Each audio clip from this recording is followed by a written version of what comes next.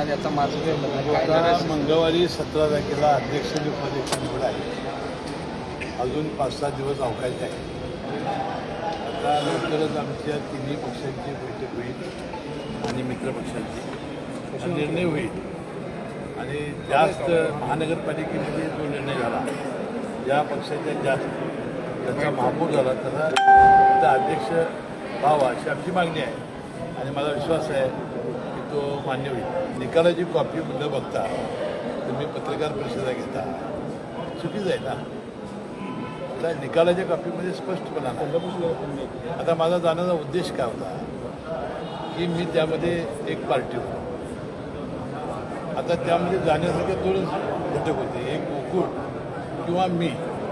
कारण सुप्रीम हायकोर्टाच्या बेंचमध्ये ज्या पद्धतीनं त्याची सुनावणी झाली त्यामध्ये 20 तारखेच्या माझ्या पत्राचा उल्लेख झालेला होता. आणि मी लंपी आजारामुळं या राज्यातल्या, मी काही संस्थेची नावं घालून दिली नव्हती, राज्यातल्या दूध संस्था या 50 लिटरची अट दुधाची पूर्ण करू शकणार नाहीत आणि विनाकारण त्या अवसायाला जातील आणि शेतकऱ्यांना नुकसान होईल. म्हणून स्थगिती द्यावी अशी विनंती मी विखे पाटील दुग्ध विकास मंत्री तत्कालीन यांना केली होती. त्यांनी तात्काळ त्याला स्थगिती दिली होती. त्यांनी ऑर्डर देताना तारीख आखली नव्हती. दोघांच्याही तारखा या अनावधानं राहिलेल्या होत्या.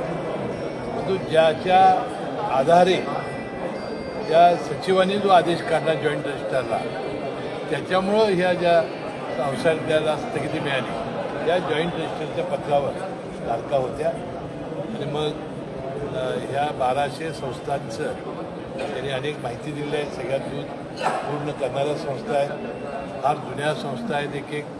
आणि ही नावं आल्यामुळं त्यांच्यावर अन्याय होणे या एका चांगल्या हेतूनं मी सर्वोच्च न्यायालयात गेलो. आणि सर्वोच्च न्यायालयाचा मी आभारी आहे की त्यांनी माझ्या पिटिशनमध्ये मी अपील जे केलं होतं त्यातील सगळ्या मुद्दे या बेंचने विचारार्थ घ्यावेत. मला आशा आहे या सगळ्या मुद्द्यांचा हे बेंच विचारात घेत.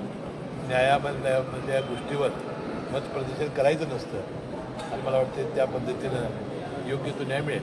मी राष्ट्रवादी काँग्रेस पक्षाचे सर्व नेतेमंडळींनी, उपमुख्यमंत्री सुनीत्रा पवार यांनी, प्रफुल्लभाई पटेल, सुनील तटकरे साहेब प्रदेशाध्यक्ष, आम्ही सगळे सर्व आमदार होतो यांनी मुख्यमंत्र्यांना या अपघाताचा तपास CBIकडे सोपवावा अशी मागणी केलेली आहे. मला विश्वास आहे की आता CIDचा तपास सुरू आहे.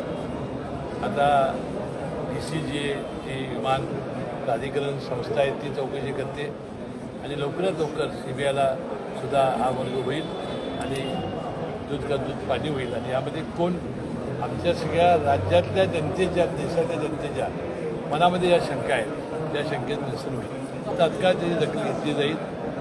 मुख्यमंत्र्यांनी सुद्धा त्याबद्दलचं सूत्रवाच केलेलं आहे. सगळे माझ्या मागं आहेत, सगळे माझ्या मागं आहेत, माझ्या पोटात आहेत.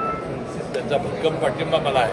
आणि त्या सगळ्या नेतेमंडळींच्या जीवावर माझे आमदार ती पाटील असतील, माझे आमदार राजेश पाटील असतील आणि राष्ट्रवादीचे तमाम कार्यकर्त्यांच्या जीवावर राष्ट्रवादीचा अध्यक्ष होईल असा विश्वास मला आहे. राज्यामध्ये सगळ्यांनी कोल्हापूर शहरामध्ये जास्त तुटवडा चालू आहे. हॉटेल व्यावसायिक बंद होईल. आता कालच राज्याच्या पेट्रोलियम मंत्र्यांनी अशा प्रकारची टंचाई आता होऊ देणार नाही अशा पद्धतीचं विधान केलेलं आहे. त्याशिवाय इराणची जी सामुद्रधुनी आहे त्यानुसार भारताला देण्याची परवानगी अशी आम्ही माध्यमामध्ये ऐकलेलं आहे. त्यामुळे वाटते लवकरात लवकर हा धोका टळेल.